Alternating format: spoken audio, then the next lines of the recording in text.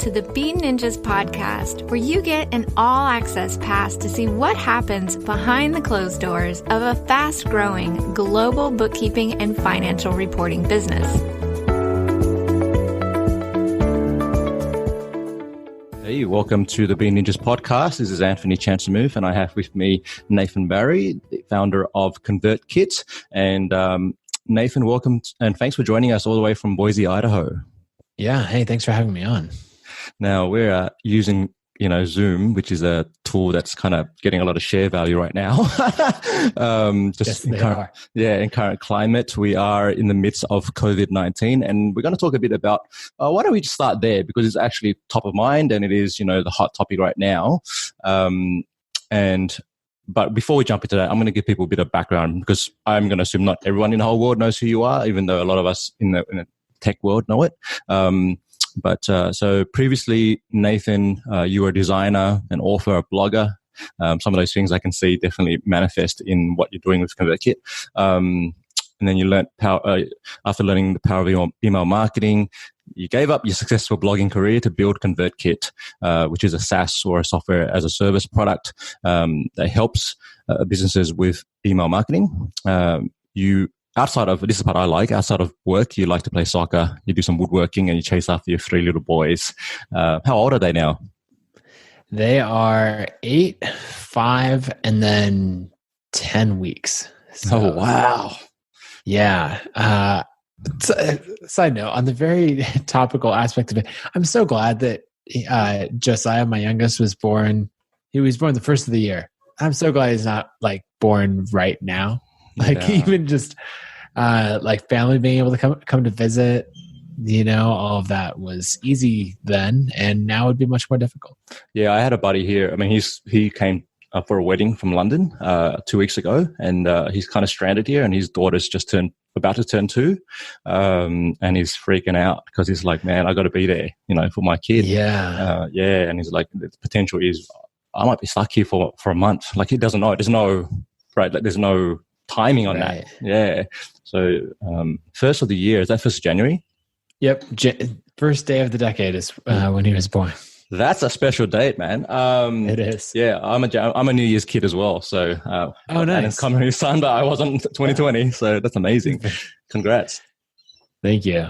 All right. So let's now that we're talking about it, COVID-19. All right. So kind of hit all of us out of nowhere. And your response, as a company, was to announce the Creator Fund, which started off as a $50,000 fund to help cover rent, childcare, medical expenses, groceries for any creators who might need it. I'm just curious. I think that fund's grown, and you've had partners come on board. So tell us a bit more about that. Yeah. So it was really came out of this feeling of, can you feel prepared and helpless at the same time? Because that's what we felt of on the one hand, we saw this coming as many people who were paying attention did, that this is kind of strange as, natural disasters all over the world that have happened of earthquakes or tsunamis or these things. You never see them coming, right? There's no way. It just happens. You might get a tiny bit of a heads up, but that's all. And this one we saw coming from a long way away. Right. It was just a matter of how bad it was going to be. And that was up for debate. And in this case, working in software and technology and social networks and all of that, we understand exponential growth and viral numbers. And so we realized this is going to be bad. And we got to see it coming from China and then through South Korea. And then we all have Italy as an example of okay, that's how it plays out when it doesn't go well. And so from the company side, we prepared for it, and we felt like we were really in a good position. We can talk about some of those things that we did. But then also from the other side, we kind of felt helpless and powerless. Other than getting our ducks in a row and everything squared away, we couldn't do anything. And that's when we realized okay, in this cycle of refreshing the stats on the Johns Hopkins dashboard where it looks like the world is going to end, and the latest news and the local news, and then whatever people comment on Twitter, in that cycle was okay, this isn't serving anybody. And so we realized, okay, let's actually do something. take back this feeling of helplessness and said, do something. And so we launched the Creator Fund with $50,000 saying, hey, if you've had gigs canceled, if you work as a creator, you work events, any of these kind of things. We can't help in a huge way, but we can do up to $500 per creator. Like, just apply here, whatever you need. Like, people were being told, okay, stock up on groceries. And you're like, okay, but what if, like, I'm a freelancer and that check didn't come in and I don't have the money to stock up on groceries, and the grocery stores are like, stock is dwindling on everything and all of that. So we launched that fund. The response was absolutely overwhelming. Now the number of people who have applied are way beyond what we can help, but we also had a bunch more partners come on. And so the fund's now over $150,000 and climbing, and the demand is pretty crazy as well. But it felt good to get out there and actually do something rather than just sit back and like refresh social media in despair. Yeah, and that's kind of, there's two patterns that we observe, right? Like, there's people who are doing that refresh, and the media is just loving all the negativity. They throw out all these stats and things, and I've been cognizant of that and getting trapped in that. Like, you go down a spiral and you go, oh my God, I can't do anything. That helplessness you talk about. And then on the flip side, then you do hear stories of humans doing human things and supporting each other and rallying and coming, to each other's support and aid, and people giving each other toilet paper and, necessities and things like that's, and I want people to remind people of that, like it's the opportunity here is for us to rally together. And that's what you're doing with the Creator Fund. I love that. I think Teachable have come on board and some other partners, which is brilliant. Now, you did mention, just your own contingency plan and what you did at ConvertKit. Just for context, how many staff or what's your team size and what did you have to do in order to get ready for that? Yeah, so a few stats about the business were about 20 million in revenue, 50 team members, and we're a distributed team. So like the first thing, right? All these companies are having to figure out how to work from home, how to close down their offices, all of that. We've been working remotely for 7 years. There's no change in that for us. Kind of the second thing is, as all these businesses are taking a hit, right? You're looking at, okay, how many customers are we going to lose? We're about to enter a very significant recession, way worse than I think anyone thought it was going to be. Like, everyone always talks about, oh, we're overdue for a recession. When's the correction going to come?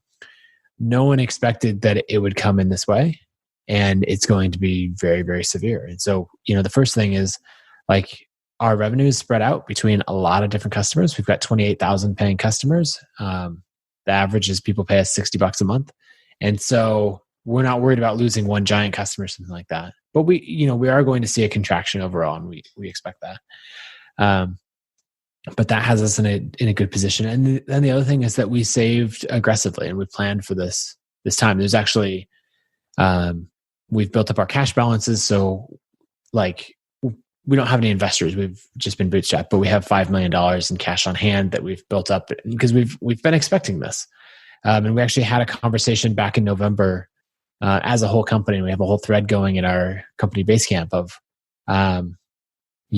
what does it look like when the inevitable recession comes?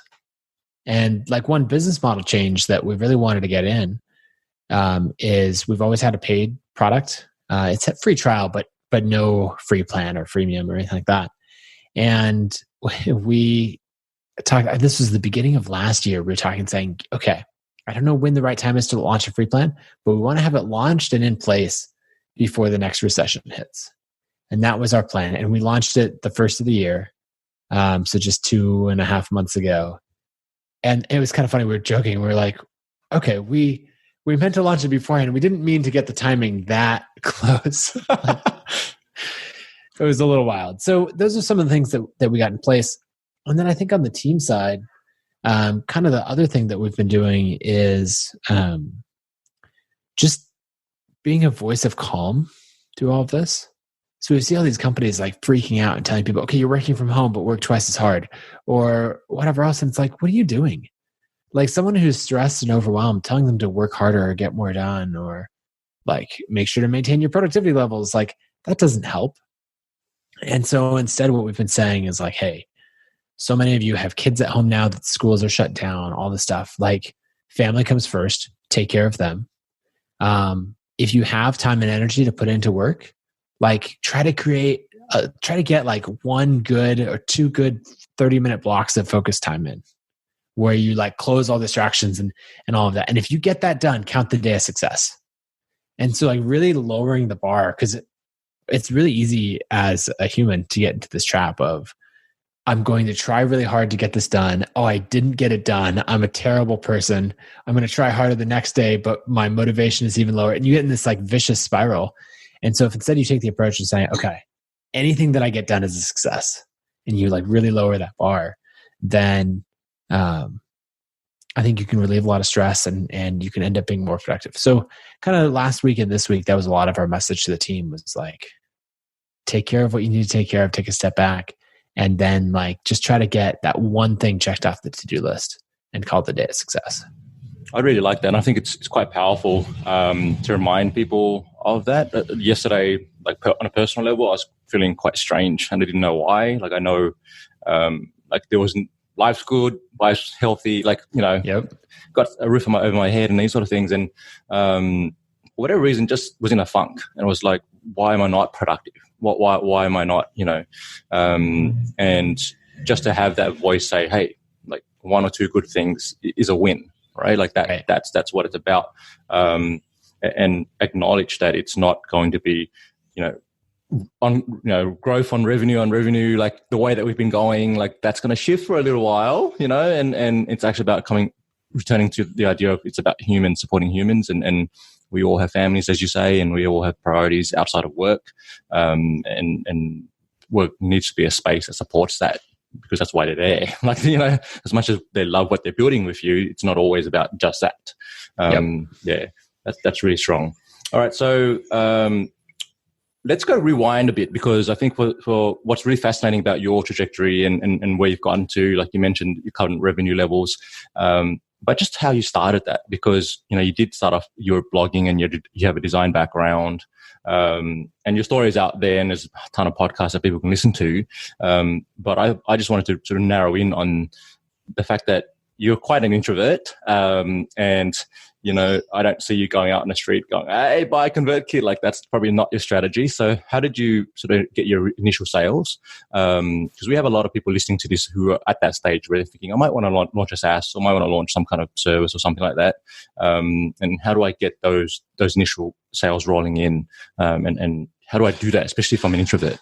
What right. was your approach to that? And were there any sort of confidence things you need to work through to get there? Yeah. So, I'm definitely an introvert. I resonate with all the memes going around right now of like, people talking about stay home, don't go out, don't talk to people, like all of that. And the introverts going like, oh, I've prepared for this moment my whole life. And I'm like, yeah, it sounds all right. Though I do, like, the soccer games are all canceled and that's a bummer. Like I would love to go out and play soccer. So with Convertkit, my background it's in design. And so started out like web design, then into software design and iPhone apps and all of that. And the biggest thing that I learned from that journey is really around building an audience. So I ended up writing a book about how to design iPhone applications and just started teaching, like writing little tutorials on how to use Xcode, what makes a good design, these design principles. And as I put that content out there, people started following it. And it was so different from the experience of like being in person and trying to start a conversation. Years ago, I went to this conference called A List Apart, or an event apart. It was put on by the website, A List Apart, which was big in the web standards movement forever ago. And this was in Seattle. I didn't know anybody. I went there. I think I talked to like 3 people, maybe 4 the entire weekend. And it was people that like I sat near at lunch where they introduced themselves to me, or that kind of thing. Like I didn't say hi to anyone. And I remember this moment of walking back to the hotel where everyone was staying from the conference center along the Seattle waterfront. And I realized that about 30 steps ahead of me is all the speakers. Like 6 or 7 of the speakers from the conference, they're all hanging out together and they're talking, they're laughing and joking. And I'm walking behind them. And I'm like just far enough back that it's like, I'm not part of it. I realized, I could catch up and I could join that conversation. but I don't know them. They're with friends. And I just felt so out of place. And then I had this experience a few years later after blogging a bunch and putting out this content and all of that, where I was at this other conference called MicroConf. And it's, a bunch of people building small businesses. And I think I was brand new at starting ConvertKit, but my blog was established and I had a bunch of other things going. And in that, standing there talking to 3 or 4 people, and somebody came up and did this double take as they walked by, and realized like they recognized me. They came back and they joined the conversation. They said, "Oh man, I just have to say hi. I love your content, all of that." And I know that if I went back home without and my friends knew I passed up on a chance to meet Nathan Barry, they'd never let me live it down. And I remember it being such a weird moment because the contrast between I don't know anyone, I'm not going to introduce myself, to people want to come up and introduce themselves to me. I was like, what happened in this period of 4 years? And the difference is that I started blogging, right? I just started putting out content and I was still the same introvert, but I loved it at conferences now because I didn't have to come up and introduce myself to people. Someone else would do all the work because I'd put in the time blogging. So that's kind of how it started. And that's also how I grew ConvertKit, was just telling the story. This is what I'm doing. This is how to do email marketing, and really putting out all that content, letting people follow along for the story and the journey. That's really cool. Did you have to do any cold outreach as part of that journey? Because I think that's something that we're going through a process right now. We've just launched an online Xero bookkeeping course. Basically helps entrepreneurs learn how to use Xero, and we're finding, yes, you can publish a ton of content, and SEO is working and those sort of things, but the best sales have come from direct sales, just basically messaging someone going, "Hey, we think you might just find this useful." What's been your experience around that? Yeah, so content marketing worked really well for me for selling books and courses and content like that. But when it came time to sell software and get this new thing off the ground and get it established, it did not work well for me at all. People would follow along, but they're like, "Yeah, but I'm not going to use it," or "It's too much work to switch email tools."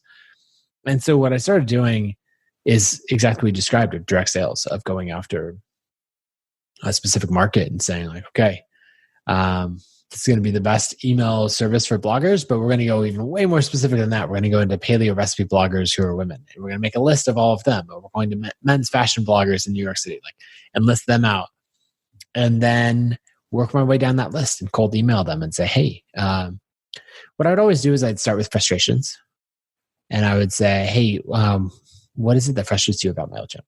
The reason I ask is I'm building an email product called ConvertKit specifically for bloggers. It's used by, and I'd name drop, I didn't have anyone hardly to name drop, but I'd name drop the most relevant customer I could. And then from there, what it would be is just hoping they were sending that really short email and then hoping they respond with some frustrations. And I got a pretty good response rate. If you're sending cold email, the shorter the email, the higher likelihood that it'll get a response. Because if you write a longer email, I'm like, now I just know you copied and pasted. This isn't personal to me at all. But in that, I get those responses. People would say "Oh, I'm frustrated with the way that MailChimp doesn't have tags. It's hard to set up content upgrades, some of these other things." And then I'd say "Okay, that's actually some of the same frustrations I had with MailChimp. That's why I started ConvertKit. Would you be up for getting on a call so I can learn more, and then also I can show you a little bit of what I'm building?" And get people on a call and go from there. So it was a lot of direct sales. I basically did a lot of content marketing for the first 2 years and got almost no traction. So 2 years in, ConvertKit was doing less than $2,000 a month in revenue.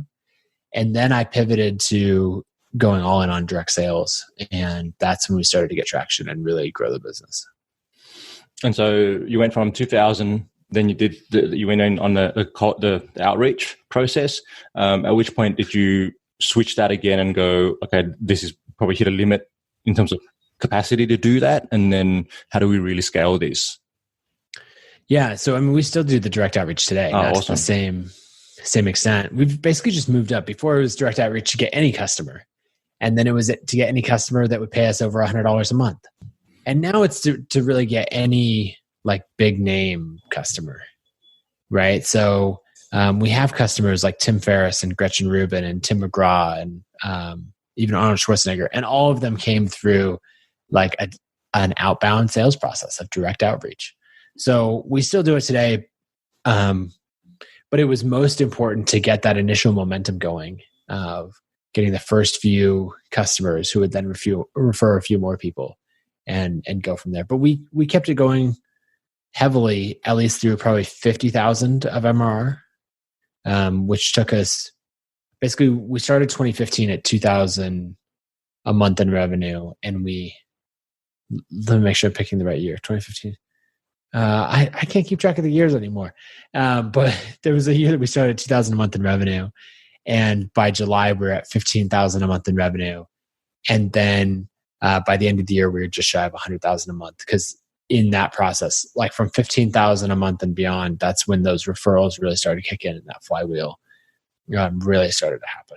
Yeah, that's really cool. And I remember sort of my first exposure to the product and to what you're doing came through the partner webinars. There was a phase where you did a lot of partner webinars with influential bloggers and YouTubers and those sort of things. I'm curious how effective that was for you and what you learned from that experience. Yeah. So somewhere in that time, probably when we were about 25,000 a month in revenue, we launched an affiliate program and we were starting to get these bigger customers on board. We got in Pat Flynn and then in the totally different space, we had a website called Wellness Mama. Katie and Seth, who run that, are now really good friends of mine. And, they're starting to get all this traction and talk about it. So we launched an affiliate program and they promoted it a lot. And that was really an exciting time because we got a ton of growth from it. And then you mentioned the webinars, and those were really important because a lot of these affiliates would come on and they would promote us, but like on the resources page or something like that. And a webinar created an event basically of like, okay, now let's co-host this thing together. It gave them a reason to email their list and to make it this full thing. Whereas before it was just like, cool, you're on the resources page, like you're a recommended resource. I'm sure people will sign up. So the webinars end up being really good. And we've done hundreds and hundreds of partner webinars at this point. And it's still a key part of our strategy. I just don't do them anymore. We've hired people who are more talented than me to do it because, as we mentioned, I'm kind of that introvert who it's hard when you're live to just like bring this over the top energy for a webinar because it feels way over the top. But then when you're listening to or watching the webinar, it doesn't. It just feels normal. It doesn't feel crazy over the top. So you've had to learn, through all this journey, how to become the CEO, and then what does that mean? So give us a bit of insight into like what's your top 3 priorities as a person sort of at the top, if you will, and what has that changed over time? Yeah. So initially it was like design and build the product, and then it was market and sell the product while designing it. And for a while, like that sales and marketing was my core focus. Somewhere in there, it shifted back again to be all about building the product. And so a mix of strategy of where we're going long-term, and then also just like product design, what features are we coming out with, all of that. So, because I now the company's bigger, we've got a leader in each key area. And so I'm both CEO and director of product. So we kind of have a bit of a weird hybrid there in that like my COO Barrett manages almost the entire business. And so on one side, he's the only one that reports to me. And then I have 3 designers, soon to be 3 designers. 2 of them I just hired and they haven't started yet. But, a front-end developer, product manager, and then my assistant who all report to me on the product team. So it's kind of weird filling 2 roles, and it might not work long-term. And I'm looking to recruit a director of product. But in the meantime, I really, really enjoy it. I'm a huge believer in product-driven growth. And so being really involved in being able to actually like design out a feature and play with the product and go, okay, this doesn't quite feel right. What do we need to do to get it to the point where it feels right to the users? Lots of customer calls, that kind of thing. So now I'd say I'm probably 70% like as a product leader, and then 30% on the marketing side of like, okay, what does it look like to get out and do podcasts and stuff like that, but also some of the launching a free plan. How does that fit in the market? How do we promote it? Who do we partner with? All of that kind of thing. Yeah, so let's talk about that, the free product, and how you arrived at which point did you first have the idea, or as a team come up with the idea, perhaps we should go down that path and try that out. I'm curious about that for just your internal process around new product launches, with the free product, and we can also talk about the landing page product. But yeah, just maybe a bit of insight into what was the rationale, and at which point so a few years in now, Convertkit is a stable product, and you might be working on features that customers are asking for. But I'm curious, at which point did you go, hey, yeah, maybe it is time to look at the free product, and what's that really about?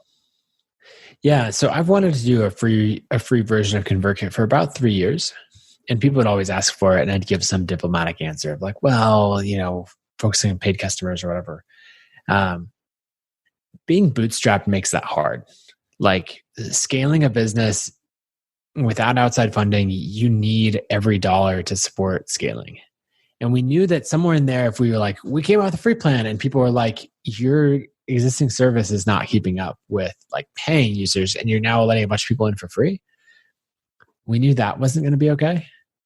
And so we really had to get to a point where the feature base or feature set was rounded out well, and we didn't have people going like, what are you doing over here? We're paying you.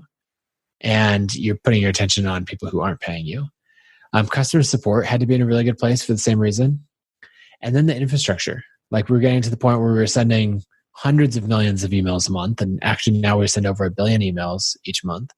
And that, like, we had to have no downtime. Emails had to be going out really quickly. It all had to be squared away before we kind of earned the right to launch a free plan.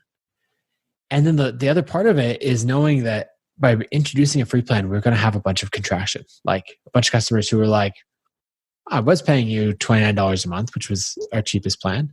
And free sounds better. Let me do that. And so it's like, okay, do we have enough savings? Are we stable enough that even though we think long-term a free plan will turn into more exposure, lowering customer acquisition costs, all this stuff, and more growth, are we willing to take that short-term hit in order to make that happen? How big is that short-term hit even going to be?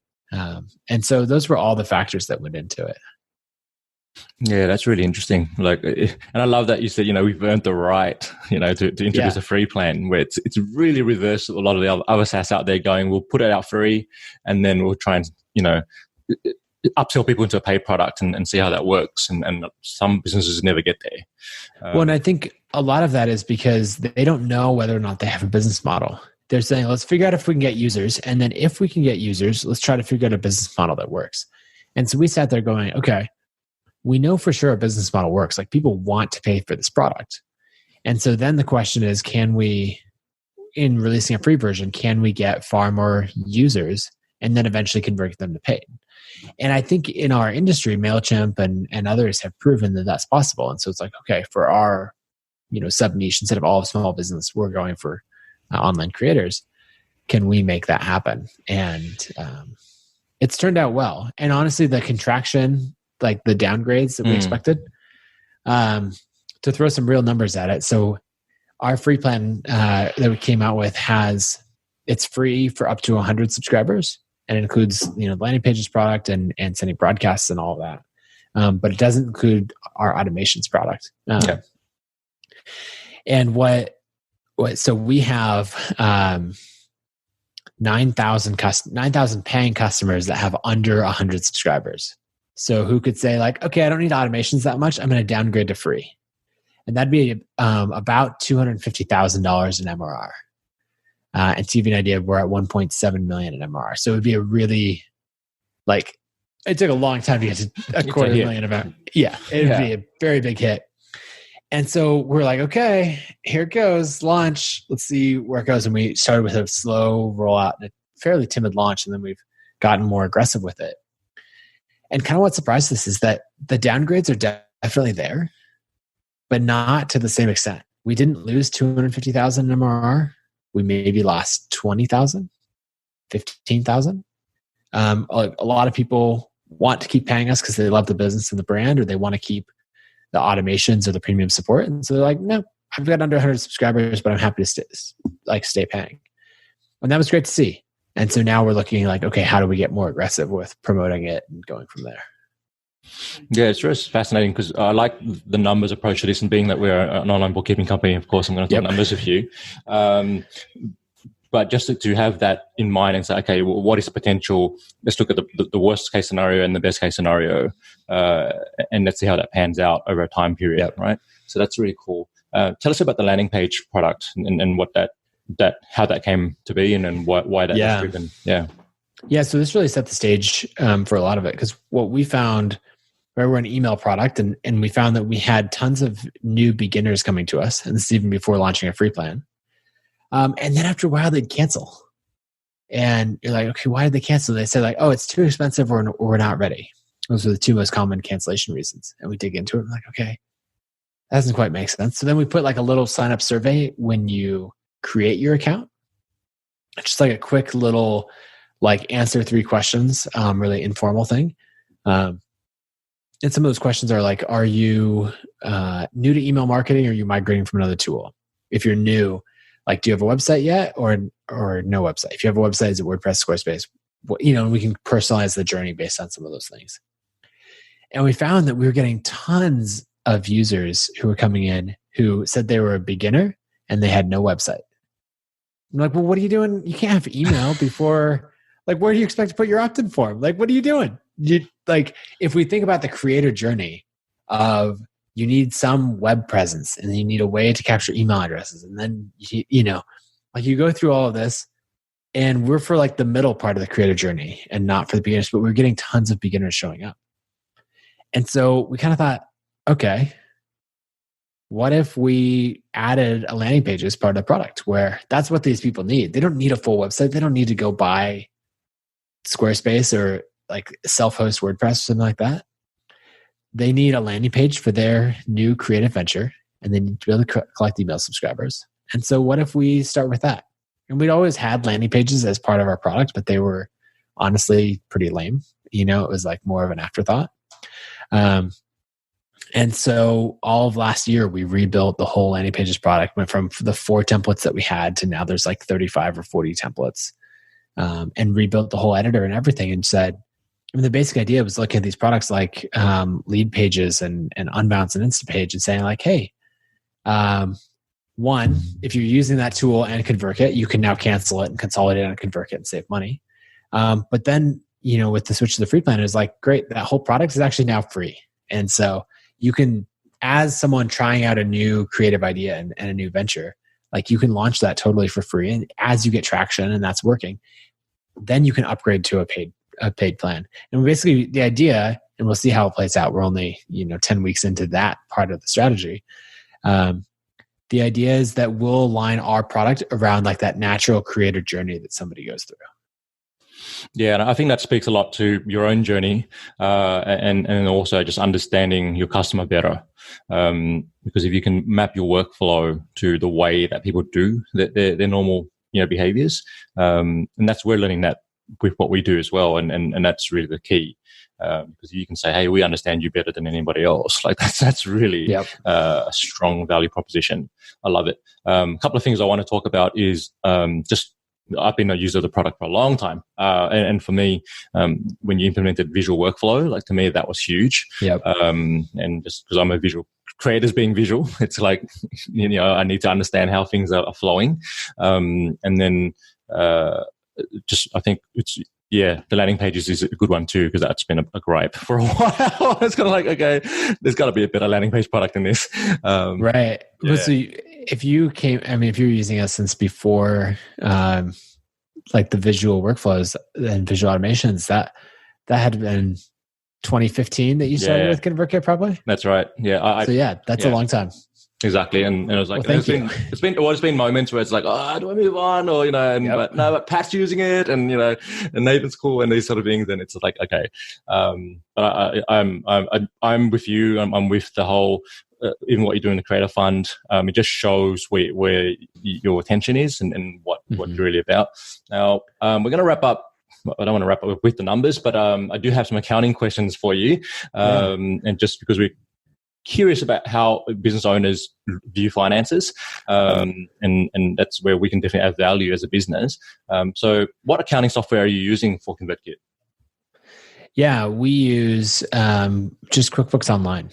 So we've got a pretty, I guess, relatively simple setup there. Yeah. I'm not too involved in it, but yeah. Cool. Now, you strike me as someone who does have a good grasp on numbers. And from what I'm hearing, you probably have you're probably COO, or you might have a finance person who's stronger. Yep. At which point did you decide to bring that person in? Yeah. So if I could keep my years straight, it must have been at the end of 2014. I think I can't keep track of this. Basically, we had 5 or 6 people on the team, and we were growing really quickly. It was in that time when we went from $30K a month to $50K to $80K, like just month after month. Yep. We were growing like crazy. And I brought in Ashley, who's our director of operations, and she has a really strong finance background. But she did a bunch of things. Like, the business was not very officially run, and she we weren't even an LLC.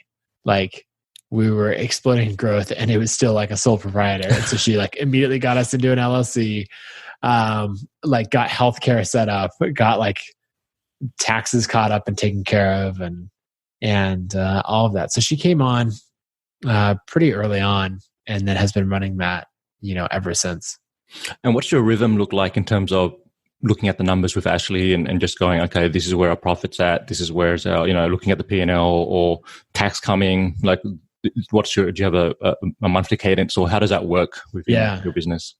Yeah. So we do that monthly. And we also run open books within our whole company. And so like our revenue numbers are public to the world. But then, all of our expenses and everything are public within the team. And so we update those. It's in a big Google sheet. We update that every month. And so basically what happens is, as a leadership team, we either jump on a call and run through the highlights that Ashley takes us through, or she records like a 10, 15-minute video saying, hey, here's the numbers in the business. Here's what you should know about. And people can catch up on that at their leisure. So yeah, it's a good cadence for it. And I'm definitely a fan of paying attention to the numbers, because I want to know, where's profit sitting at? What's in the queue for profit sharing for the team? How much can we spend on additional marketing? At which point did you decide profit sharing would be an offer that you would give to people coming on board? Yeah. Whenever, let's see, I guess it'd be early 2016, we made this big push to get profitable, and I wanted to incentivize the team for helping to do that. And so we made this big push, and we set aside, in the period of 6 months, we went from like 1 to 3% profit margins, like basically nothing, up to 50% profit margins, basically by locking our expenses. And just, we were on this crazy growth trajectory, and we stopped aggressively spending money and decided, okay, we're just going to support the team with what we have. And that got us on good footing. That got us with 3 months of expenses in the bank. And we were able to have our first team retreat of bringing everyone in. And that was a really special experience. And so in doing that, we set aside $100,000, and we surprised the team with profit sharing. It was actually probably one of my favorite moments in the company. What we did, so there's 21 of us in the company at the time. And Ashley and I set aside $100 per person, and we went shopping for everybody, and we picked out personalized gifts for every person in the company. So we had a whole spreadsheet. We're like, okay, Brad, what does Brad like? Okay, he likes the outdoors. He likes whiskey, like just whatever we could. And we bought gifts for each person. Wow. And wrapped them up. Luckily, our first retreat was in the mountains outside of Boise. And so we were able to we were using our cars to drive people up there as people flew in. Ashley's in Boise as well. And we had these big wrapping parties. I got my wife Hillary to join us. And so Ashley, Hillary, and I would, wrap dozens of gifts and put it all together and all this. And so when people showed up for this team retreat, they were blown away. That was our surprise the first time. We did celebrations of really celebrating how far we'd come. And then we got to open these, big cardboard boxes that had been sitting over in the corner. People were like, what are those? And pass out personalized gifts for people. And it was little things like, this one woman, Nicole, on our team, she had made a passing comment about like a month earlier about how her waffle maker had broken, and that was a bummer. She had to get a new one because her and her boyfriend's like Saturday morning tradition was to make waffles. Oh, wow. And so like she opens it and one of her gifts is a waffle maker. And so she's like crying because of that. And it was just this amazing moment with the team. And then like that kind of wrapped up. Everybody showed each other about gifts they got, and things were starting to devolve. And we're like, no, we gathered everyone up again. So we actually have one more thing. And that was when we passed out profit sharing checks for the first time and announced that we're doing a profit sharing program. And for people who had just joined the team, that was like $1,000 or $2,000. Mm-hmm. And for the people who had been there for a year or so and had like gone through this crazy time with us, they were getting like $10,000, $11,000, $12,000 in checks just for the last, 6-8 months, and they were blown away. And it was such a cool moment. And it's just become a key part of our culture ever since. Yeah, that's really incredible. And I love that you shared that, because I think it gives perspective around what's possible when you do grow your company, and when you can put people, like, you understand they're a key asset, right? Like for them, if you don't have those team members, Convertkit doesn't happen the way it does, right? And I think we can sometimes lose sight of that if we get too focused on the growth and the audience and all these other things, other metrics we have out there. But your what happens on the outside is evidence of what's happening on the inside. And I think that's something that I resonate with, particularly you as a human being. It's really cool. Let's wrap up with this question, which is one I always ask our guests, which is, what does financial freedom mean to you? Oh, that's a good question. I mean, I think it's one of those things. Well, so if you look back to 2008, the last recession, I was 2 years out of college, or out of a year and a half out of college, something like that. I was freelancing, everything that got hit really hard. And I knew intellectually, like, okay, everything is on sale now. Wouldn't it be nice to have money and stability and all of that? And I was still single then, but my wife and I got married, I guess, a year later. As kind of all of that is happening, like I watched clients go away and all these projects that I thought I was going to get not happen. And I made a promise to myself that, okay, the next time this happens, like the next recession, like I'm going to be in a totally different position. And so it's one of those things, realizing, okay, now I have financial freedom. Like we live on a 5-acre farm in the middle of town that, we love. And so if you're going to have to be quarantined somewhere, it's not a bad place to be quarantined. We have plenty to invest. We have a really stable business that takes enough risks, but, we always make sure that we're going to be just fine. If we don't grow aggressively, no venture capitalist is going to like remove me as CEO and replace me with someone who's going to like push for that exit. So I think financial freedom is, it's a position that we're in right now, which I feel very privileged for, but it's like knowing that if I didn't work again, even if Convertkit went to zero of its value or anything like that, that like my family's taken care of and we can live on our farm and everything's good. Yeah. That's amazing. Your girls are healthy, your wife's healthy, you're good, your parents are there, or whoever, is around you. You've got your acres. I think that's, for a lot of people, that's what it comes down to. It's funny because we go in this pursuit to create, and to create value and to be recognized. And these are very human things. But when it comes down to it, like what you said, if the company disappears, I got the people I want around me. I'm in a good space. I'm fed, and you can always build a new company like that. That's always there, right? Amazing. Thank you for sharing your time and your energy with us today, Nathan. I know you've got some other things to do today. Really admire what you've been doing, and our community knows that as well. So we'll definitely link up to all your, like the free offer and the free product and other things in the notes and the fund as well. Just a final question: Is there any preferred platform that you like people to connect with you on? Yeah, so you can check out my blog at nathanbarry.com. I would say Twitter, just at Nathan Barry. That's probably where I'm the most active. And then, yeah, if you want to check out the landing pages and the free version of Convertkit and all of that, you can actually just go to landingpage.new and it will take you right into that. We're pretty thrilled. Google gave us the that.new extension. And so might as well play with it. Love it. Cool. All right. Well, thanks everyone for listening in. And convertkit.com. Again, we'll add all the links and all the things, and definitely check out if you can contribute to the fund, please do. And if you want to apply, you can as well. Nathan, have a wonderful year and hope we will connect again real soon. Awesome. Thank you. Would you like some resources to help you get on top of your business finances and to prepare for what's coming?